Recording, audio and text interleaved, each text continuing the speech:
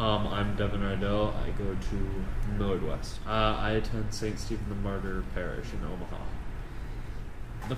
I've attended adoration several times, like through grade school, but I never really participated. I never attempted to pray really hard on the sacrament. In adoration, I typically, I take a while just to begin enter into prayer, because it takes a while to just wash away all the distractions and everything you have during that day. You just gotta, because you gotta remain completely focused and put all your energy into God. So I take a while to do that. But then I typically, especially recently, because I'm praying on a vocation. I'm praying on a vocation in discernment. And that's pretty difficult. And so I begin by just listening, and then after a while, I repeatedly just ask God what He wants me to do and what He feels that I am best suited for. And typically, that's where I receive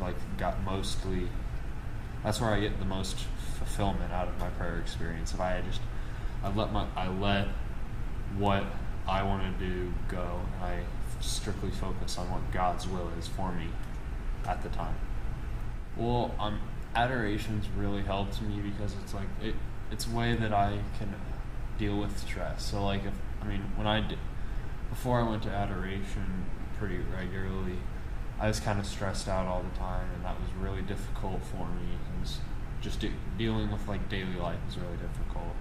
And so being able to just give everything to God, and that sacrifice that you give everything that you are to God at that point when you're in prayer, it really helps me with stress and just dealing with day-to-day life. Do it, just plain and simple. It's a life-changing experience if you can actually just spend time in front of the Blessed Sacrament. I